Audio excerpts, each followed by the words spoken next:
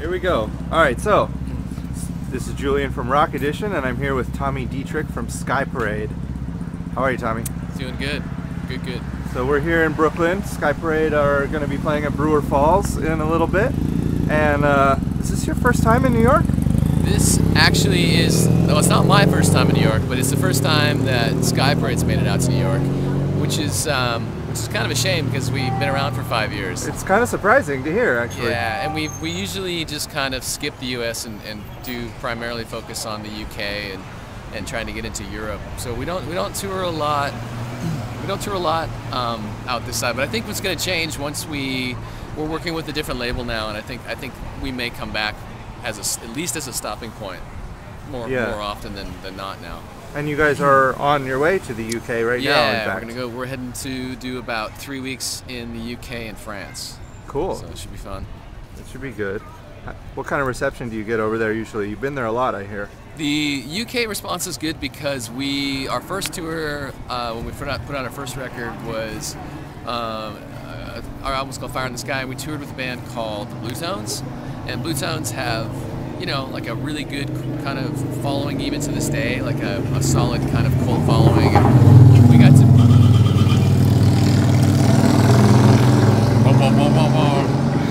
What's that, South Park? Never mind.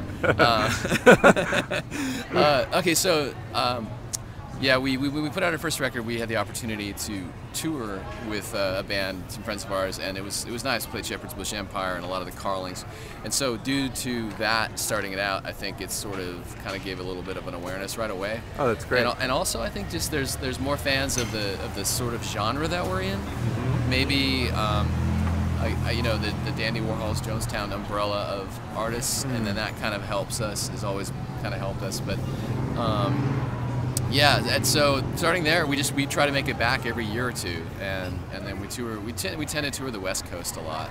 Yeah. But this expansive space between New York and Los Angeles is so great that it just hasn't really been easy for us to come out here. I see. Well, and how's the reception been in New York? It's been good. Yeah, it's been really.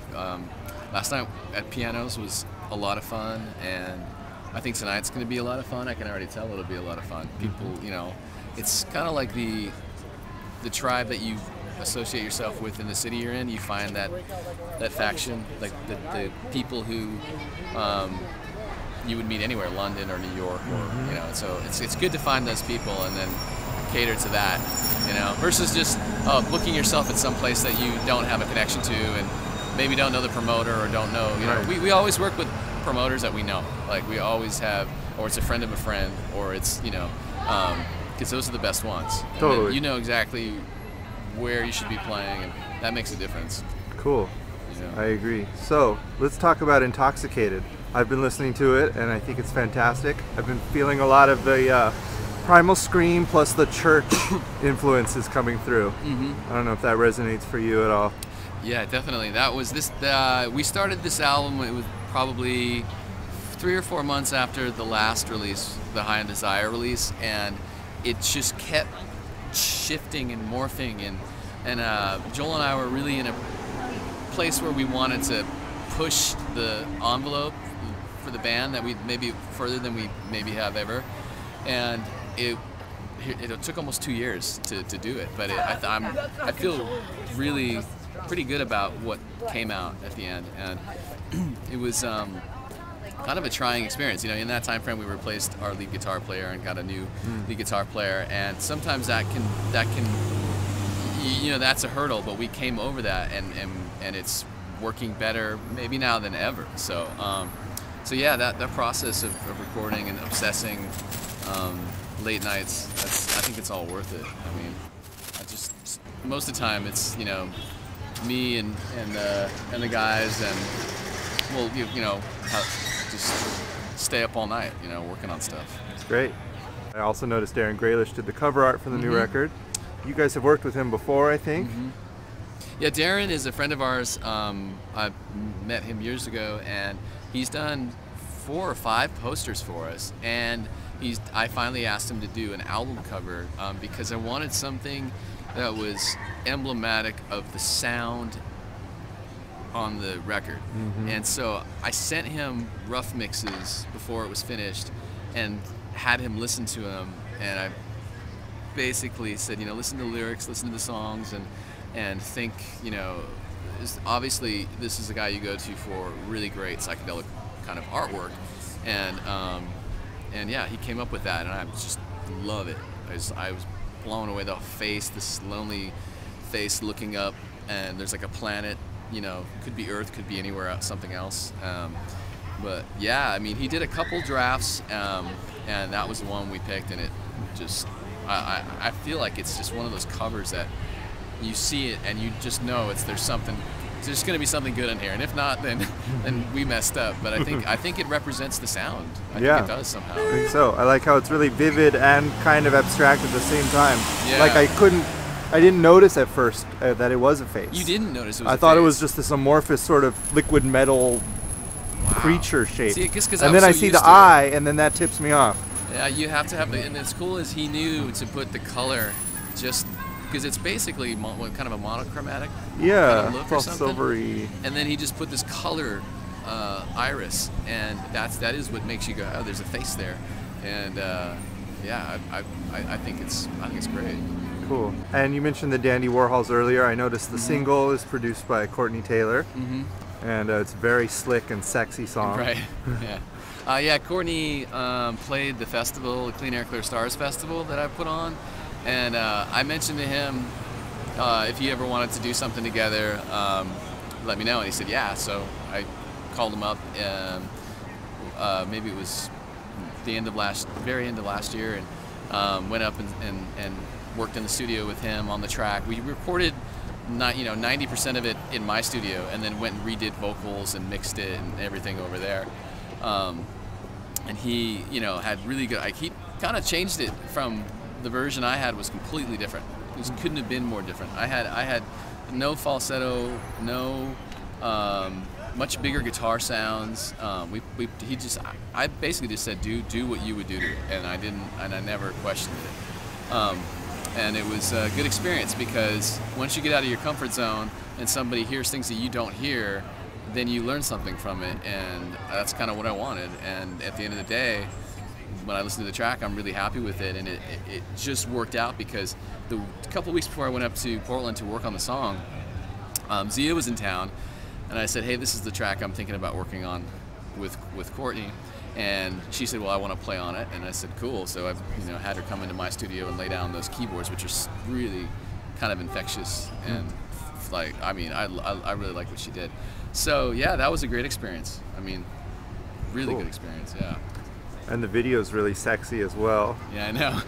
It's right funny. Down to the roller skate striptease. Yeah, it's funny because all of our videos have maybe a kind of a dark, sexy vibe, and I think the next video we're gonna have to do something quite different to change up the pace. But the director really wanted that. This is he had a vision for what he saw as this,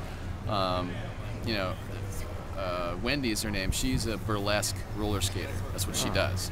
And so the initial idea was to actually have a whole bunch of burlesque roller skaters, and but we whittled it down because we wanted to kind of take this kind of lonely journey, make it like this kind of, she's skating through downtown LA, and you get the feeling it's 3 or 4 in the morning, which it is because I was on the shoots, and yeah, he just ran with it, and I love the look of it. I think there's a nice sleekness about the picture, which I'm always a sucker for. So.